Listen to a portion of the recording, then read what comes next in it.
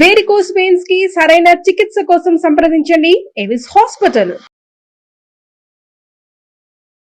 నమస్తే, మీరు చూస్తుంది సుమన్ టీవీ. నేను మీ కీర్తి. నాతో పాటు ప్రముఖ ఆధ్యాత్మికవేత్త అనంతలక్ష్మి అమ్మ గారు ఉన్నారు. నమస్తే అమ్మా.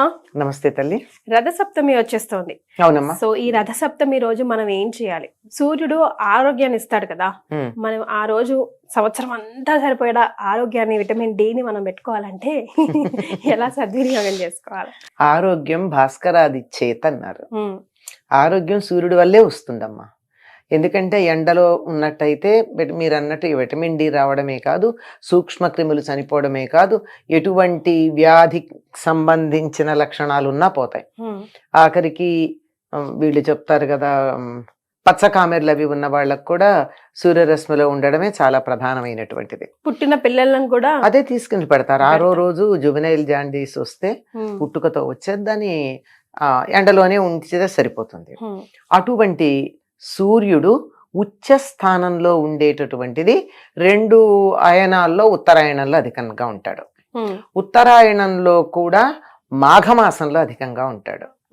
మఖ నక్షత్రం సూర్యుడికి స్వస్థానంగా చెప్పబడుతూ ఉంటుంది. స్వస్థానం ఏదో జ్యోతిష్ శాస్త్రపరంగా ప్రధానంగా చెప్పేది. అక్కడ ఉన్నప్పుడు సూర్యుడు మరింత తీక్షణంగా ఉంటాడు కనుక మఖా నక్షత్రానికి ప్రాధాన్యం కలిగినటువంటి నెల మాఘమాసం. అటువంటి మాఘమాసంలో ఆయన చాలా ఉచ్చ స్థితిలో ఉంటాడు కనుక సూర్యుడి నుంచి వచ్చేటటువంటి కాంతి చాలా కావలసినంత అత్యధికంగా మనకు ఉపయోగపడేటట్టుగా ఉంటుంది. అందులోనూ సప్తమి, మాఘ శుద్ధ సప్తమి సూర్యుడి యొక్క జన్మదినంగా చెప్తారు. ఎవ్వరికైనా తమ జన్మదినం నాడు వాళ్ళని గనక మనం అభినందిస్తే సంతోషిస్తారు కదా, తప్పనిసరిగా. నేను కనీసం పుట్టినరోజు నాడన్నా గుర్తు రాలేదా అనుకుంటారు. కనుక రథ సప్తమి అని దాన్ని అంటాం గనక ఆనాడు సూర్యుడి యొక్క జన్మదినం గనక ఆనాడు సూర్యుడిని ఆరాధించాలి అంటారు. రథ సప్తమి అని ఎందుకంటారు అమ్మా? పేరు అలా ఎందుకు వచ్చిందో? తిథి సప్తమి, సూర్య సప్తమి అనాలిగా, సూర్య జయంతి అనాలిగా. రథ సప్తమి రథాన్ని ఎందుకు గుర్తు చేస్తున్నాం అంటే రథం దారి మళ్ళుతుంది ఆ రోజు. అప్పటి వరకు ఇలా దక్షిణం వైపుకు వెళ్ళినటువంటి సూర్యుడి రథం ఆనాడు ఉత్తరం వైపుకు తిరుగుతుంది. ఇదే కారణం. చెప్పాలంటే ఉత్తరాయణం ఇప్పుడే మొదలని లెక్క. ఒకప్పుడు ఉత్తరాయణ పుణ్యకాలం ఈ రథసప్తమి కలిసి దరిదాపుల్లో 1-2 రోజులు అటు ఇటుగా కలిసి వచ్చేవి. తర్వాత మార్పుల వల్ల ఉత్తరాయణ పుణ్యకాలం వెళ్ళిన కొద్ది రోజుల తర్వాత రథసప్తమి వస్తుంది. కనుక సూర్యుడికి ప్రధానం రథం. సూర్యుడు 365 రోజులు 24 గంటలు ఒక్క క్షణం విశ్రాంతి తీసుకోకుండా పనిచేస్తాడు కదమ్మా. అలా పనిచేశాడంటే పనిచేసేవాళ్ళు బాగానే చేస్తారు. కొంతమంది ఉంటారు కదా, వర్కాలిక్స్ అంటారు, అలాంటి వాళ్ళు చేస్తారు. కానీ వాళ్ళకి తోడుండే వాళ్ళు ఎలా ఉండాలి? వాళ్ళకి సహకరించేవాళ్ళు ఎంకరేజ్ చేస్తూ కాదు, ఎంకరేజ్ చేయడం కాదు, సహకరించాలి. సహకరిస్తూ ఉండాలంటే ఆయన అట్లా తిరగాలంటే ఆయనకి సహకరించేది ఎవరు అంటే రథం. రథం మీద ఉన్నటువంటి రథసారథి. వాళ్ళిద్దరూ గనక సరిగ్గా ఉంటేనే సూర్యుడు 365 రోజులు 24 గంటలు పని చేయగలుగుతాడు. కనుక రథం యొక్క దారి మళ్ళినటువంటి రోజు గనక ఆ రథానికి సంబంధించిన విశేషం ఉంది గనక దీని రథసప్తమి అంటారు. అంతేకాదు సూర్య రథం కూడా విశిష్టమైంది. ఏకచక్రధరం రథం దేవం.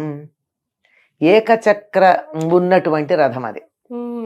ఒక చక్రం, 2 చక్రాలుంటే ఇలా నడుస్తుంది. ఒక చక్రం ఉందనుకో, ఎంతసేపు తిరిగినా గానుగద్దులుగా ఇట్లా తిరగాల్సిందే. సూర్యుడు వర్తులాకారంలో తిరగడానికి ఒక్క చక్రం ఉండడమే కారణం. దీనికి 7 గుర్రాలు ఉన్నాయి. ఈ 7 గుర్రాలే 7 రంగులు సూర్యకిరణాల్లో ఉండేవి. వాటి పేర్లు కూడా ఆయా రంగులకు సంబంధించినవే ఉంటాయి. సప్తాశ్వరథమారూఢం, ఆయన గురించి సూర్యుడి గురించి చెప్పేది అదే కదా. 7 గుర్రాలు ఉన్నటువంటి రథాన్ని అధిరోహించినవాడు. పైగా ఈయనకున్న ఒక పెద్ద విశేషం ఏమిటంటే అసలు తలుచుకుంటే గుండె ఆర్ద్రమైపోవాలి.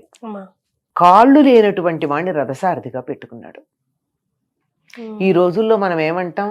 దివ్యాంగుడు, ఫిజికల్లీ ఛాలెంజ్డ్, Yes. ఒకప్పుడు హ్యాండిక్యాప్డ్ అనేవారు, ఇప్పుడు ఛాలెంజ్డ్ అంటున్నారు. ఫిజికల్లీ ఛాలెంజ్డ్ అని అనకూడదు. ప్రతి వాళ్ళకి కూడా ఒక అవయవంలో ఏదైనా లోపం ఉంటే సమ్ టోటల్ ఉండేటటువంటి ఎనర్జీ ఇంకో చోట పనిచేస్తుంది. లోప దీర్ఘత అంటారు తెలుగులో, కాంపెన్సేటరీ లెంగ్దెనింగ్ అంటారు ఆంగ్లంలో. ఇక్కడ ఈయనకి కాళ్ళు లేవు గనక ఆ కాళ్ళకు ఉండాల్సిన శక్తి ఎక్కడ ఉండాలి? చేతులకు ఉంది. అది గుర్తించి తన రథానికి సారథిగా పెట్టుకున్నాడు. ఎంత విశేషమమ్మా! సూర్యుడు రథానికి ఉంది విశేషం. అందుకని సూర్యుడితో పాటు ఆయన పేరు చెప్పాలంటే సూర్యుడు అని చెప్పడానికి ముందుగా రథాన్ని గురించి చెప్తారు.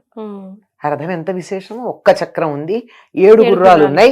7 గుర్రాలు 7 రంగుల్లో ఉండి వేగంగా వెడుతూ ఉంటే ఒకే రంగుగా కనపడతాయి, ఏ రంగు లేకుండా కనపడతాయి. తెలుపు కూడా కాదు, అసలు రంగు లేదు. ఇప్పుడు స్ఫటికానికి ఏ రంగు ఉందని చెప్తాం? తెల్ల కాగితం తెలుపు, స్ఫటికము వజ్రము రంగు ఏం లేవు వాటికి, ట్రాన్స్పరెంట్ గా ఉంటాయి. ఆ రంగు సూర్యరశ్మి కూడా అలా ఉంటుంది. ఈ 7 రంగుల యొక్క సమ్మేళనం వల్ల రంగు లేనటువంటి స్థితికి ప్రదర్శిస్తూ ఉంటాడు. మరి రథానికి ఇంత ప్రాధాన్యం ఉంది కదా. ఇంకొక్కటి బాగా గుర్తుంచుకోవాల్సిన, సనాతన ధర్మంలో, మన దేశంలో, మన సంప్రదాయంలో ఋషులు చెప్పినటువంటి ప్రకారం అసలు అంగవైకల్యం అన్నది ఒక లెక్కే కాదు. ఒకటి లేకపోతే రెండోది పనిచేస్తుంది, దాన్ని ఉపయోగించుకుందాం. లేని దాని గురించి ఆడవడం దేనికి? అది ఇప్పుడు ఈ మధ్యలో వచ్చింది, పూర్వకాలం లేదు మనకి.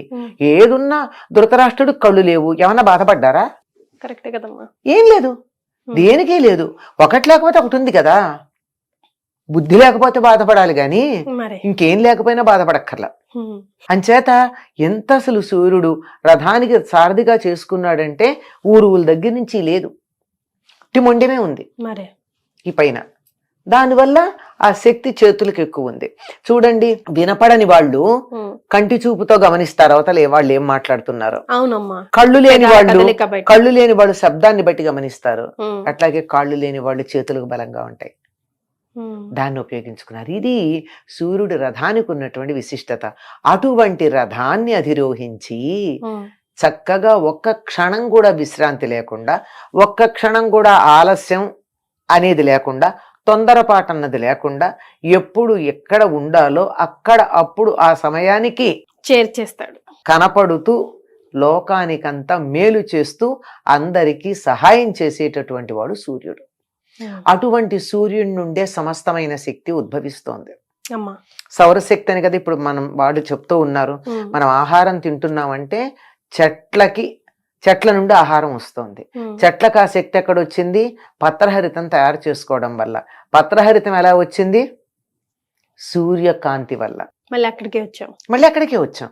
తినే ఆహారం గాని, మనకు ఉండేటటువంటి మంచినీళ్లు కావాలంటే సూర్యుడే గతి. ఎట్లా?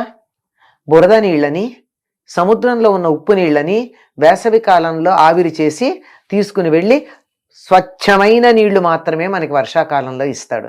నీళ్లు కావాలంటే సూర్యుడు ఆధారం, ఆహారం కావాలంటే సూర్యుడు ఆధారం, శక్తి కావాలంటే సూర్యుడు ఆధారం. ఇంకేదైనా చెప్పండి, ఊరికే 3 ఉదాహరణలు చెప్పాను నేను. కనుక అటువంటి సూర్యుడు ఇలాంటి కుంటి రథం, కాళ్ళు లేని సారథిని పెట్టుకుని ఒక్క క్షణం కూడా తాను చెయ్యవలసినటువంటి పనిలో అటు ఇటు తేడా రాకుండా చేస్తున్నాడంటే ఆయనకి మించిన డిసిప్లినరీని ఎవరున్నారు? అంతకు మించిన పంక్చువల్ ఎవరున్నారు? కనుక సూర్యుడిని ఆరాధిస్తే ఇటువంటి వాటిల్లో కొన్ని మనకొచ్చి తద్వారా ఆరోగ్యం వస్తుంది. ఎలా ఆరాధించాలమ్మా ఆ రోజు? అంటే సూర్యోదయం పెనివిటి లేచేసి తులసి కోట దగ్గర కుండతో అలా చెప్తారు కదా, అది చెప్పండి. అంటే సాధారణంగా మన సంప్రదాయంలో అన్ని కూడా ఆవుకు సంబంధించిన దానికే ప్రాధాన్యం ఉన్నాయమ్మా. మనకి గొబ్బిళ్ళు పెడతాం కదా సంక్రాంతికి, ఆ గొబ్బిళ్ళని పిడకలుగా కొడితే ఆ పిడకలు తెచ్చి అక్కడ దాలిగా రాజేసి తులసికోట దగ్గర దాని మీద గిన్నె పెట్టి ఆ గిన్నెలో ఆవు పాలు పోసి ఆ గిన్నెను కూడా శుభ్రం చేసి దాన్ని పూజిస్తాం. దాని చుట్టూత గంధము కుంకుమ పెట్టి. అలా ఏంటమ్మా, మట్టి మనం ఇత్తడి పాత్ర లేకపోతే మట్టి పాత్ర గతి లేక మట్టి పాత్ర వాడతాం.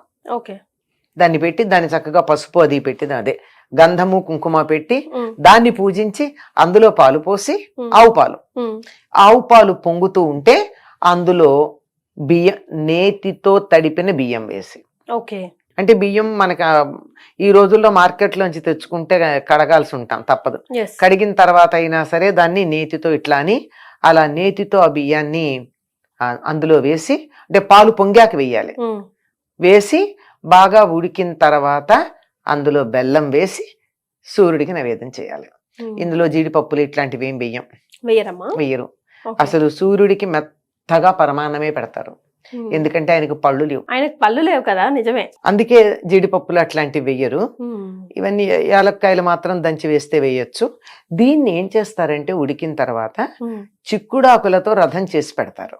చిక్కుడుకాయలు అంటే 2 చిక్కుడుకాయలు తీసుకుని ఇటు ఇటు పుల్లలు గుచ్చితే ఒకటవుతాయి. అట్లాంటివి 7 తయారు చేసి ఒకదాని మీద ఒకటి పెడతారు. అన్ని 7 సంఖ్య కదా సూర్యుడికి సంబంధం. సప్తమి నాడు 7 గుర్రాలు, ఇవన్నీ కూడా 7 సంఖ్య ఆయనకి ప్రధానం. ఆ గుర్రానికి కూడా 7 ఒకదాని మీద ఒకటి పెట్టి దాని మీద చిక్కుడాకులు పెట్టి ఈ పరమాన్నం చిక్కుడాకుల్లో పెట్టి నైవేద్యం పెడతారు. ఓకే, సో రథం మీద ఆయన కూర్చున్నట్టు మనం నైవేద్యం చిక్కుడాకులతో పెట్టాలి. ఈ చిక్కుడాకులు అంటే 3 ఆకులు కలిసి ఉంటాయి కదా, ఈ చిక్కుడుకాయల రథం ఏమిటో, ఈ చిక్కుడాకుల్లో పెట్టడం ఏమిటో, ఇది మాత్రం దీనికి ప్రత్యేకమైనటువంటి విషయం ఏమీ లేదు, కానీ సంప్రదాయంగా వస్తోంది. ఈ చిక్కుడుకాయలకి చిక్కుడు పాదుకి సూర్యుడికి ఏమో సంబంధం ఉందనుకుంటా, అది ఆయుర్వేద వైద్యులు చెప్పాలి.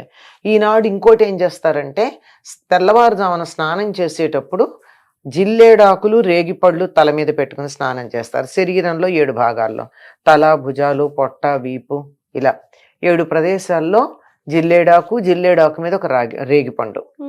ఈ జిల్లేడు రేగి కూడా సూర్య సంబంధమైనవి. జిల్లేడుకి అర్కమని పేరు. అదే అంటే సూర్యశక్తి నేరుగా గ్రహించగలిగింది జిల్లేడు. మనం భోగి పళ్ళు కూడా అందుకే భోగి పళ్ళల్లో కూడా ఉండేది సూర్యశక్తిని గ్రహిస్తాయి గనక అవి పెట్టి స్నానం చేస్తారు. ఈ రోజు ఎందుకో మరి ఈ చిక్కుడుకాయల రథము చిక్కుడాకుల నైవేద్యం పెట్టడం ఉంది. ఇంకొకటి ఏం చేస్తారంటే ఈనాడు దేంతో తరిగిన కూర తినరు, కత్తి వాడరు.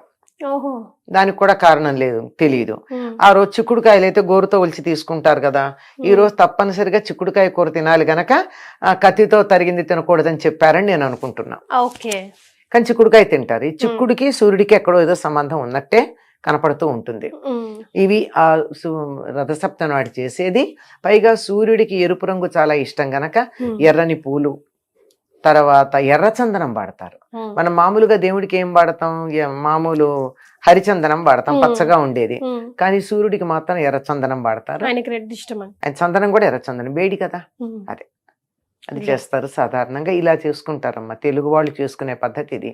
ఒక్కొక్క ప్రాంతం వాళ్ళు ఒక్కొక్క రకంగా చేసుకుంటారు. సో ఇదన్నమాట రథసప్తమి విశేషాలు. ఇలా గనక చేసుకున్నట్టయితే చాలా ఆరోగ్యకరంగా ఉంటుంది అని చెప్తారు, ఆరోగ్యప్రదంగా ఉంటుందని చెప్తారు. చాలా సంతోషం అమ్మా, ధన్యవాదాలు. నమస్తే.